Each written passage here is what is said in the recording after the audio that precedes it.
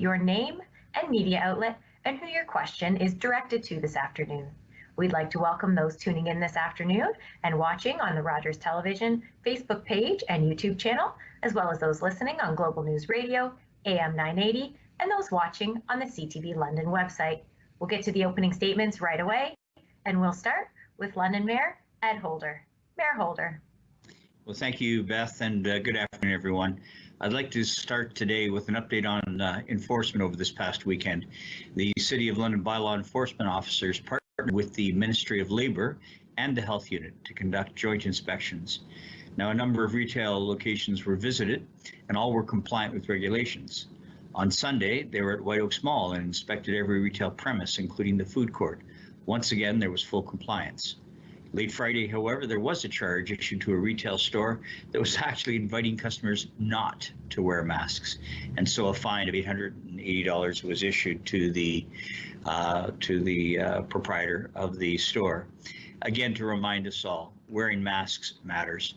So we not just gently encourage, but we highly encourage everyone. Wear your mask and do the things that you know that you need to do. It matters to our city and our region. On another topic, I'm pleased to report there are now 5 additional pharmacies in London offering COVID testing to individuals that qualify and also not showing symptoms. Those new pharmacies include the Shoppers Drug on Commissioners near Highbury, the Medicine Shop Pharmacy on Warncliffe at Oxford, London Medical Plex Pharmacy on Wonderland just north of Fanshawe Park Road, TMC Pharmacy on Gainsborough near Hyde Park, and MedPoint Pharmacy in City Plaza. All pharmacy testing is done by appointment only and is only offered to those not experiencing COVID-19 symptoms. In addition to those 5 new pharmacies, tests are still being offered at 3 other Shoppers Drug Mart locations in London at 395 Southdale Road East, 3090 Colonel Talbot Road, and 603 Fanshawe Park Road West. And finally, for those who are challenged by employment opportunities, I would like to remind all Londoners that the London Jobs Now website has over 3,000 positions available.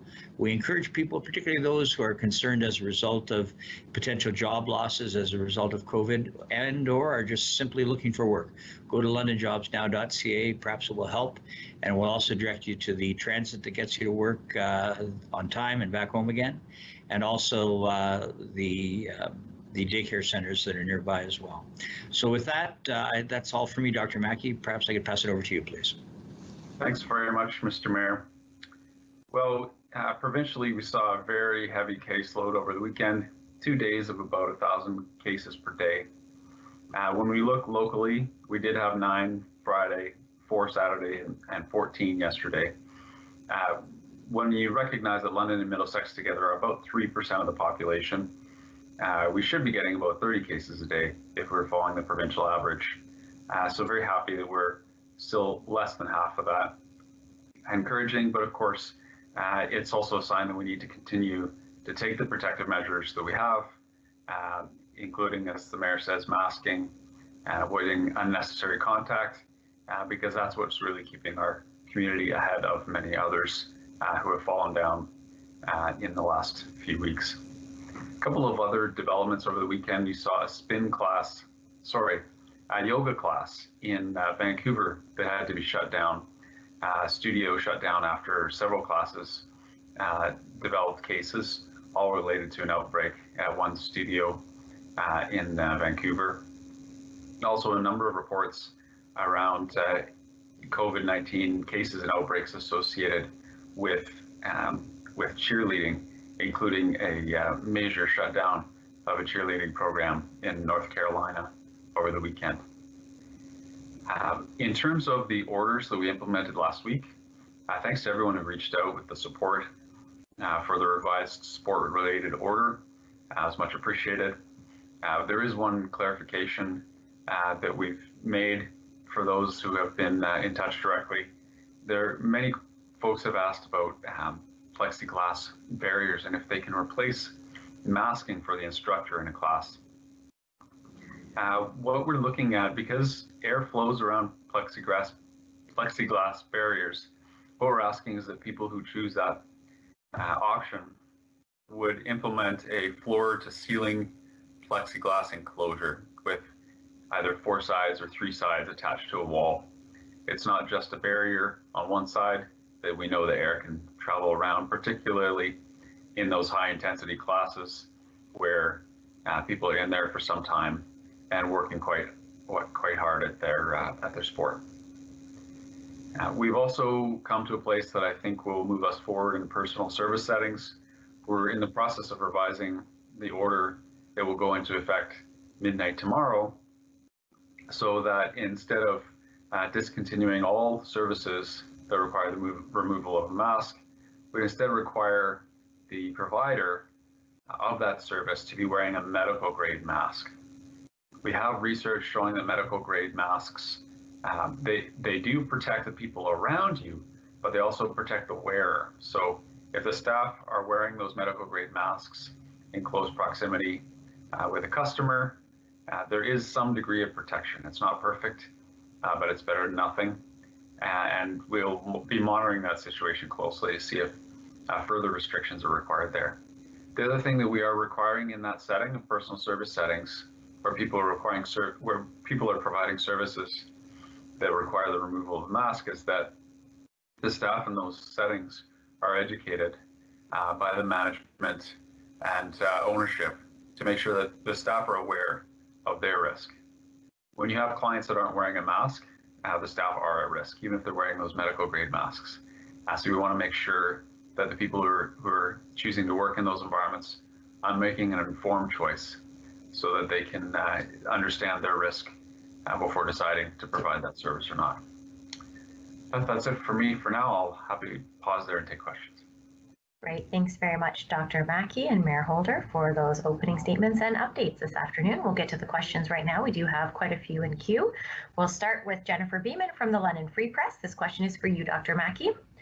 Are we seeing the fallout of Thanksgiving gatherings in our daily case counts? Are you expecting higher than usual daily totals in the coming days? It's a good question, and it's hard to know for sure, Jennifer, how significant the impact of Thanksgiving is. But we know that we've had a handful of cases where people have mentioned they've been at larger Thanksgiving gatherings.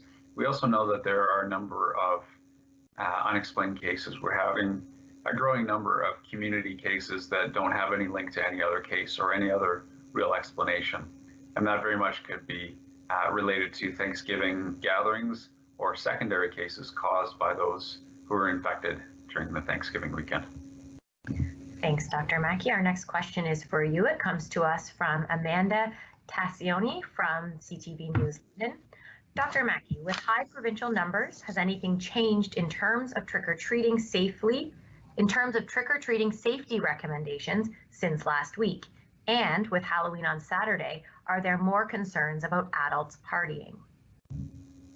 You know, partying during Halloween is the biggest risk. It would definitely be in the red zone, do not do it sort of area. Indoor parties are a great way to spread COVID-19. We've seen that over and over here in London and Middlesex, but also around the world with COVID-19. Parties indoors are efficient at spreading COVID-19. Beyond that, you know, we're not telling people not to trick or treat. It's definitely something that will have some degree of risk associated with it, but there are ways of making trick or treating safer. You know, the most interesting one that I've heard recently is putting disposable plastic cups with a few candies in it, spread out across, you know, your front porch or outside your door, so that kids don't have to reach into the same bowl, contaminate the bowl, and potentially pick up not just candy, but COVID-19 as well. Thanks very much, Dr. Mackie, for that response. Another question here from Amanda Tassioni with CTV News London. It is for you, Dr. Mackie. Some in the wellness industry have started petitions saying they are unfairly targeted because the services require masks to be removed. Have you considered any exceptions? And do dentists fall under the same rules? Thanks for the question, Amanda. I hope we're getting your last name right. I have a suspicion it might be Taccone, but let us know if we're off there.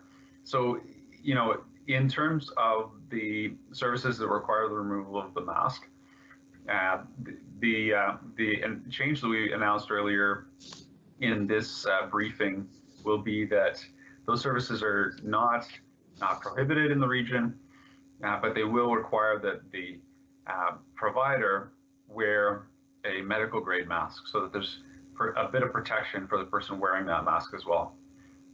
We think that'll go a long way towards reducing the risk, but also allowing those services to continue. Dentists have a very specific set of requirements that their dental college has outlined, so a whole different sort of kettle of wax there. Great, thanks very much, Dr. Mackie, for that response. Our next question comes to us from Jennifer Beeman with the London Free Press. It is for you, Dr. Mackie. COVID-19 hospitalizations at LHSC have gone above 5 inpatients for the first time since June. More broadly, are our local hospitalization rates increasing? Based on our local case counts, are you expecting more hospitalizations in the coming weeks? Yeah, I wouldn't call 5 a significant threshold from a public health perspective. It's more about privacy and trying to make sure that small numbers aren't reported in a way that might identify people as part of them. I think that's where the hospital uses that 5-person cutoff. But I can certainly say that, we don't know for sure what will happen here. Around the world, where you've seen the second wave hit, the pattern has been it spreads rapidly through the young population. And, in Ontario, you still see the highest case counts in the 20 to 40 age groups. And then over time, it does work into the higher risk population and causes hospitalizations and deaths. So, that certainly would be the trend we would expect from other jurisdictions. Of course, we hope that we can minimize the spread into higher risk populations, but wouldn't at all be surprised if that is starting to happen. Great, thanks very much, Dr. Mackie, for that response. Our next question comes to us from Rebecca Rodriguez with the Western Gazette. Rebecca does have a follow-up here, so I will read both questions since they are both regarding the London Hall residents at the same time. Dr. Mackie, is the London Hall outbreak officially over since it has been 14 days since its announcement? And the follow-up to that, is it possible to give the total number of cases to date associated with the London Hall outbreak? Yes, for sure. So we did have a case last week with the London Hall outbreak. So that outbreak is not yet declared over. I believe the total is 6 at the moment. It certainly isn't one of those outbreaks that ended up exploding like the ones associated with the large parties or packed bars. Great, thanks very much, Dr. Mackie. We have one more question here from Rebecca Rodriguez with the Western Gazette. It is for you, Dr. Mackie. Next week is Reading Week for university students. Given the health unit's advice to students to not go home for the Thanksgiving weekend, do you have any advice for students thinking of going home for Reading Week?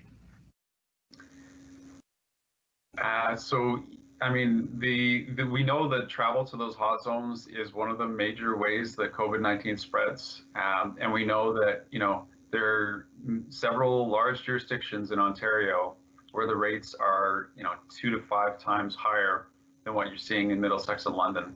So we definitely hope that people are cautious, minimize unnecessary travel. And for anyone that is traveling, please do your best to keep up your distancing measures and wear a mask if you're going to be in contact with people in close contact indoors. Great, thanks very much, Dr. Mackie. We do have one more here from Rebecca Rodriguez with the Western Gazette. Rebecca just wanted to clarify, Dr. Mackie, and confirm that personal services that require mask removal will be permitted as long as those performing the service are wearing a medical grade mask. That's right, Rebecca, and you'll see the revised order come out tomorrow. We're still doing a bit of research in terms of tracking down how long it will take to source those masks for the facilities that need them. We've been in touch with our vendors, and there are at least 4 vendors in the area that have sufficient supplies to provide medical grade masks for this purpose. So we don't anticipate a supply issue. The question will largely be about when we can bring those masks in. So we're obviously not going to make an order that it's impossible to follow. So we're going to double check on the timing of the mask availability before issuing that order. Great, thanks very much, Dr. Mackie. I know we had a previous question from Jennifer Beeman about hospitalizations. We do have a question here from Matt Trevithick at AM 980 CFPL for you as well. And if you did have anything else to add, can you speak to the increase in hospitalized cases we've seen since the start of the week?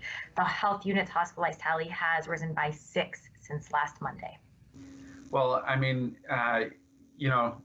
this is exactly what we expected. You see the large number of case counts. A few weeks after that, you start to see the death count increase and the hospitalization count increase. And we've been very fortunate here. People have been very compliant with the rules in general.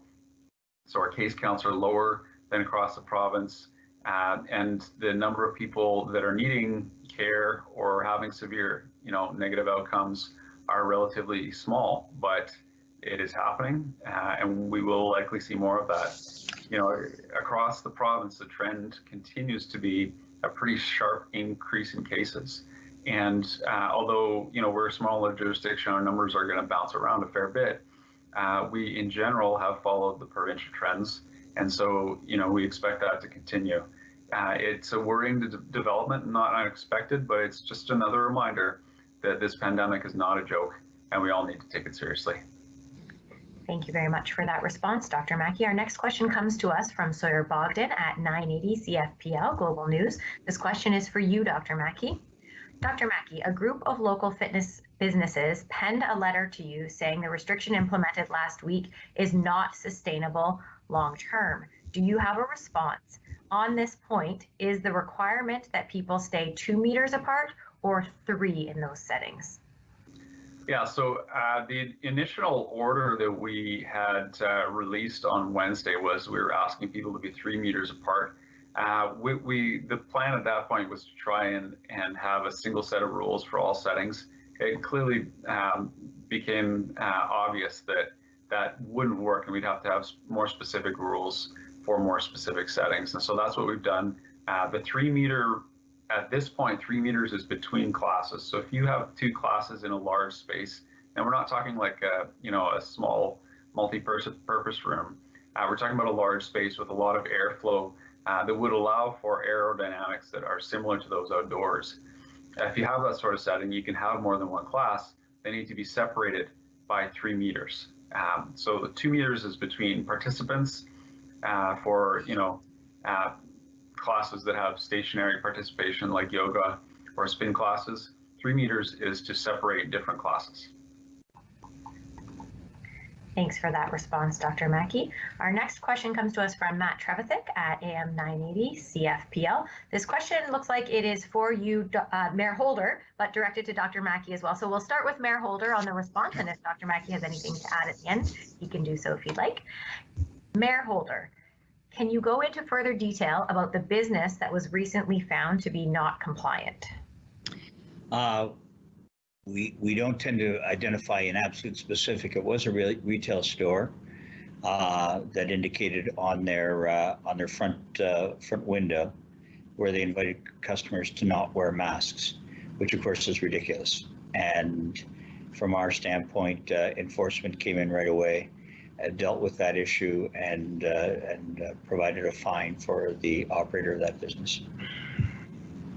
Beth, I would just add that we're very grateful for the city's support in enforcing the masking bylaws.